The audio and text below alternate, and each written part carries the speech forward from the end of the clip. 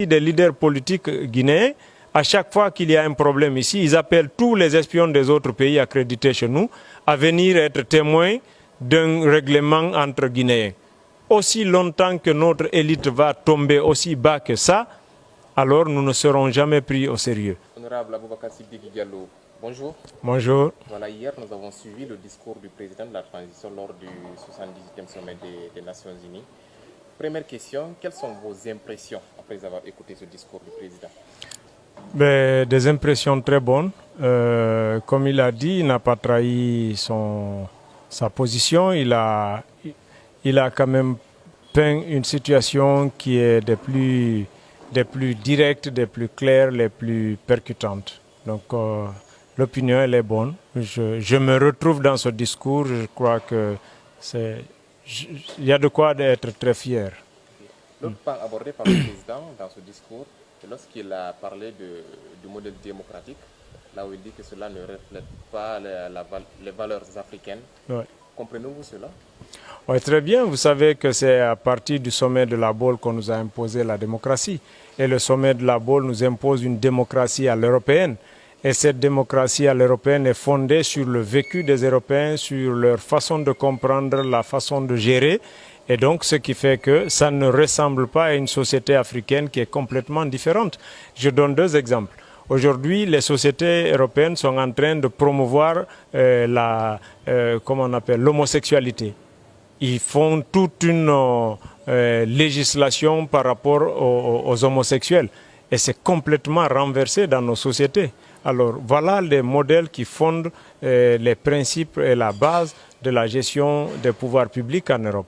Donc il y a beaucoup de différences entre l'histoire des sociétés européennes et les nôtres. Donc leur démocratie ne peut pas être la meilleure chez nous. Okay. Alors comprenez-vous quand il dit que ce modèle contribue à entretenir un système d'exploitation de nos ressources?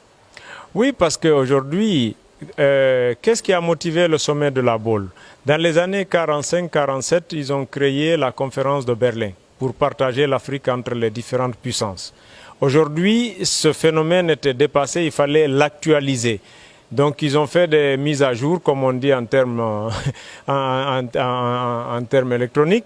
Donc ils ont adapté leur façon de nous piller en imposant le sommet de la Baule, la démocratisation. C'est-à-dire qu'il faut donner des mandats courts aux dirigeants, ce qui fait que si un dirigeant n'est pas acquis à la cause de l'Occident, il n'a que le temps d'un mandat pour se faire renverser et qu'un autre vienne qui va promettre monts et merveilles à l'Occident pour qu'il accepte de lui donner l'accès au pouvoir. D'ailleurs, le président a dit dans son discours, l'élite africaine a montré par son habileté à aliéner et à promettre de faire des contrats léoniens en faveur des Blancs pour se faire élire ou maintenir au pouvoir. Voilà la réalité. L'autre point dans ce discours qui fait écho, le président n'a pas fait cas des retours rapides à l'ordre constitutionnel. Cela a suscité assez de réactions chez certains acteurs politiques. Qu'est-ce qui explique cela? Bon, écoutez, aux Nations Unies, on ne va pas aller pour se faire éduquer. On ne va pas aller là-bas pour demander une conduite à tenir. On va aller là-bas pour dire qui nous sommes, comment nous comptons travailler avec les autres pays du monde et qu'est-ce que nous pouvons apporter à l'universel. Donc les problèmes guinéens restent guinéens et moi je suis favorable à ce que les Guinéens viennent régler leurs problèmes à l'interne. Il y a eu une tentative de coup d'État en Allemagne au mois de février 2023, mais les Allemands ne sont pas partis aux Nations Unies pour expliquer comment ils en sont arrivés là, qu'est-ce qui s'est passé. Ils ne parlent pas de leurs problèmes internes, ils parlent des problèmes qui intéressent le monde. Donc pourquoi un Mamadi va aller là-bas pour dire oui, je vais laisser le pouvoir dans 6 mois, dans 8 mois? Je crois que ça, c'est un débat à l'interne. Tout Guinéen qui veut participer à ce élan rentre dans le cadre de dialogue et montre ses opinions pour contribuer à l'effort national. Voilà. Il ne va pas aller là-bas pour parler. Pourquoi il va parler de la Guinée? S'il aurait fait ça, j'aurais critiqué sa position. Okay. Vous savez, les partenaires qui veulent venir en Guinée ne viennent pas pour aider la Guinée. Ils viennent pour s'enrichir. Donc c'est du gagnant-gagnant, ce qu'on appelle un esprit win-win. Donc il n'est pas opportun pour un président guinéen d'aller convaincre qui que ce soit pour venir s'enrichir. Ceux qui ont intérêt à venir en Guinée sont déjà là. Ceux qui trouveront l'intérêt viendront.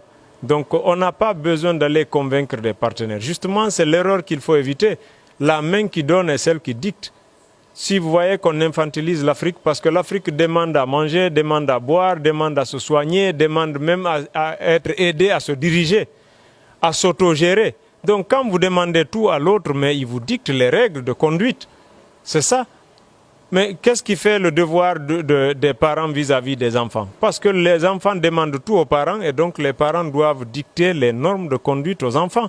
Si vous voulez être grand, commencez à assumer d'abord, à vous autogérer. Vous voyez ici des leaders politiques guinéens, à chaque fois qu'il y a un problème ici, ils appellent tous les espions des autres pays accrédités chez nous à venir être témoins d'un règlement entre Guinéens. Aussi longtemps que notre élite va tomber aussi bas que ça, alors nous ne serons jamais pris au sérieux. Et vous voyez aujourd'hui l'Union européenne, vous voyez des leaders politiques dire non, si on doit dialoguer, il faut qu'il y ait la participation de l'Union européenne, des partenaires au développement, des conneries de fous. On continue à jouer aux gamins irresponsables et insensés et on veut que le monde nous prenne pour des hommes responsables. Moi, je suis plus d'accord à ce qu'on associe ni Paul ni Pierre à la gestion de notre pays.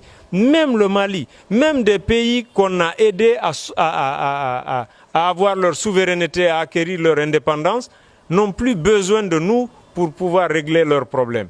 Mais nous, on a toujours besoin des autres. À chaque fois qu'il faut signer un accord politique, c'est les leaders qui veulent demain diriger ce pays qui sont les premiers à dire si nous devons aller à la table, il faut qu'il y ait la communauté internationale, il faut qu'il y ait les partenaires au développement, mais ils ne sont jamais responsables de ces accords. Même quand ils sont violés et que cela enfante des manifestations et à mort d'hommes, aucune chancellerie occidentale n'est venue dire « oui, on était témoin de cet accord, il a été violé et nous prenons tel pour responsable ». Même par devoir de moralité, pour donner une garantie, une caution morale à celui qui a raison. Ils ne font pas. Depuis quand vous voyez ça? Donc notre élite politique doit être responsable et consciente de notre souveraineté. Et je ne vois pas ça au niveau de l'élite politique. Tous nos vieux politiciens là, les aînés là, c'est des gens qui continuent à permettre aux autres à intégrer dans notre dimension nationale. Donc on n'a pas de souveraineté.